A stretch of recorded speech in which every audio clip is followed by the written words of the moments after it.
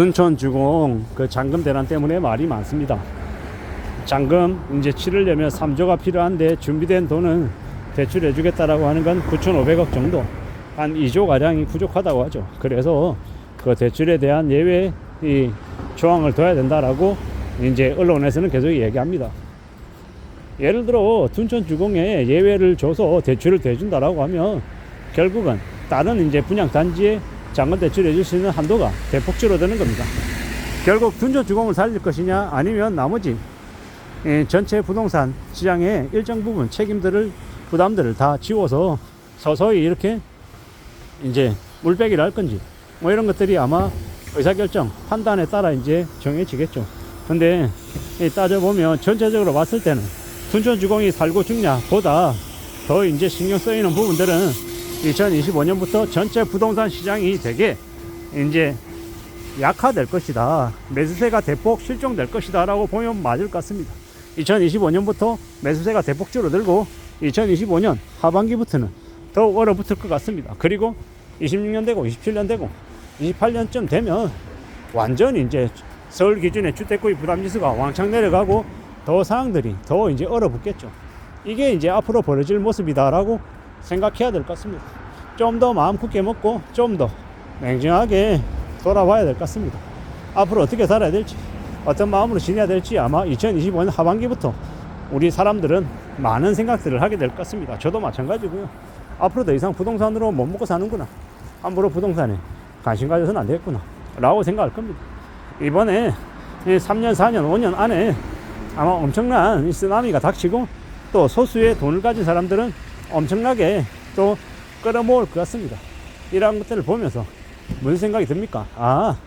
결국은 인내심이 강한 사람이 인내심이 약한 사람의 것을 가져가는 거구나 라는 생각이 들었습니다. 그리고 부동산도 주식도 코인도 뭐가 됐건 간에 자기가 가장 잘 아는 분야에 자기가 결정하는 게 맞는 것 같습니다. 함부로 잘 모르는데 까불어대고 함부로 결정하면요, 그로 인한 화를 자기 자신이 다 뒤집어 쓴다라고 봐야 되는 겁니다. 꽤 우려스럽고 꽤 염려스럽고 꽤 암담할 것 같습니다. 정신을 차리고 살아야죠. 이 엄난한 시대를 어떻게 견디고 어떻게 극복하며 살겠냐라는 겁니다. 참 많은 고민들, 많은 생각들이 듭니다. 뭐가 좀 잘못돼도 한참 잘못된 것 같죠. 이때까지 벌려왔던 일들이 많은 이제 가짜와 조작과 환상들이 뒤범벅이었다라는 겁니다. 사실상 거품이 너무 많이 껴 있었죠.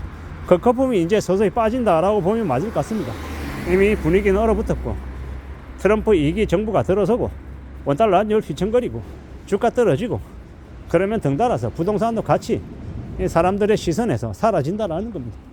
벌써 지금 제가 걸어가는 곳이 가로수길인데요, 공실이 너무 많습니다. 여기를 오고 가면 비어있는 곳이 너무 많다 보니 이전에 여기에 어떤 건물이 들어섰었지 라고 해보면 기억이 안 날 정도입니다. 그 정도로 지금 예사롭지 않다라는 겁니다. 너무 많이 비어있고 너무 안 좋죠. 이게 지금 현재 여기 이 거리의 모습입니다. 물론 여기서도 잘 되는 곳이 있겠죠. 근데 다 안 되는 건 아닐 거고, 근데 비어있는 곳이 너무 많다 보니 더 우려스러운 게 사실인 거죠. 앞으로 우리가 이제 목격하게 될 모습들 중에 하나가 아닌가라고 생각합니다. 여기 가로수길이 이렇게 공실이 많다고 모든 가게들이 다 폭망하고 다 싸그리 없어진다, 이건 아니고요. 대체로 좀 안 좋다라는 거, 그리고 이 대체적인 분위기가, 전체적인 분위기가 우리 개개인들에게도 분명히 좀 경고하는 바가 있는 거다라는 생각이 들었습니다. 앞으로 더 염려하고 더 우려스럽고 더 걱정스러워 해야 되는 게 맞는 것 같다라는 겁니다. 좀 더 우리가 생활하는 여러 가지 것들이 더 암울하고 더 별로일 것 같습니다. 더 정신을 차리고 더 심사숙고하고 더 조심해야 될 것 같습니다. 어떻게 살아가는 게 맞을지도 잘 좀 따져봐야죠. 걱정이 계속 쌓입니다.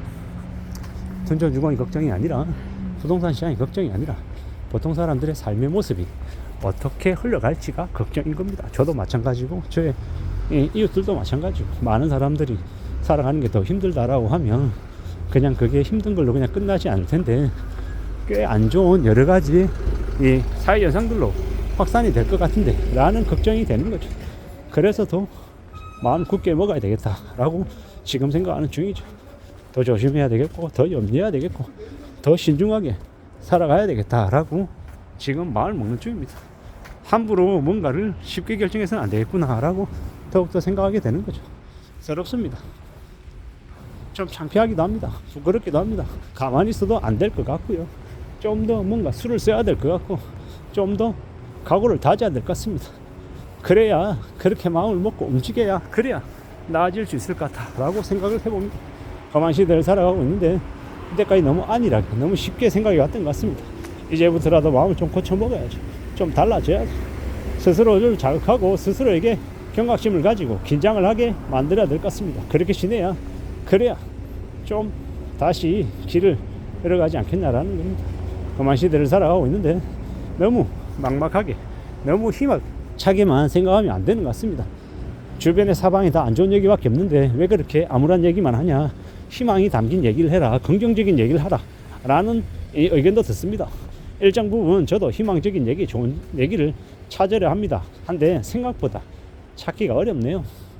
또한 그렇게 희망찬 얘기, 좋은 얘기 하면 또 반대로 제가 또 욕을 먹습니다. 뭐라고요? 지금 장난치냐고. 주변에 지금 다 사람들 죽겠다고 쌩 난리인데 혼자서 희망 얘기하고 긍정 얘기하는 개소리 하지 말라고 또 얘기합니다. 어느 장단에 맞춰서 춤을 춰야 할까요?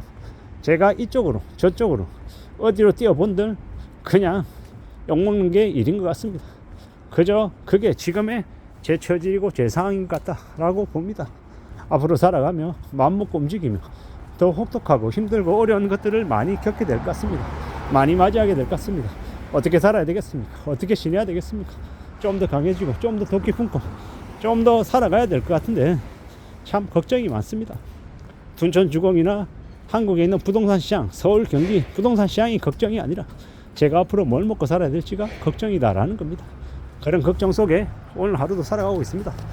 오늘 하루를 어떻게 좀 잘 보내야 될까, 잘 지내야 될까라고 생각하고 있습니다. 누가 뭐라 그래도 이 살아가며 겪는 현실을 좀 엄중하게 내다봐야 되는 거죠. 살아가는 현실이 쉽지 않고 좀 더 막막하고 두렵기도 합니다. 그래도 더욱 정신 차리고 고민하고 애쓰며 살아가야 되겠죠. 누가 뭐라 그래도 지금의 이 힘들고 어려운 현실을 잘 감내하고 잘 견디고 잘 극복하며 지내야 될 것 같습니다. 그렇게 지내야, 그래야 이 힘들고 어려운 처지를 잘 좀 또 감내하고 지낼 수 있을 것 같습니다. 아무도 나를 대신해서 도와주지 않는다, 가만히 있는데 나의 길을 만들어주지 않는다 라는 게 진실인 것 같습니다. 내가 발버둥 치고 소리치고 어필하고 애써야, 그래야 나의 길이 조금이라도 열리는 것 같습니다. 그렇게 생각하고 마음 크게 먹고 앞으로 더욱더 전진할 각오를 하고 있습니다. 살아가는 거 쉽지 않습니다. 힘들고 어렵습니다. 그 힘들고 어려운 걸 인정하고 받아들이고 어떻게 살지를 잘 좀 각오하고 궁리해야 될 것 같습니다. 그렇게 살 때, 그렇게 지낼 때 그나마 조금이라도 희망이 생기지 않을까 라고 생각합니다. 정신을 바짝 차리고 살아야 되겠습니다. 이상입니다.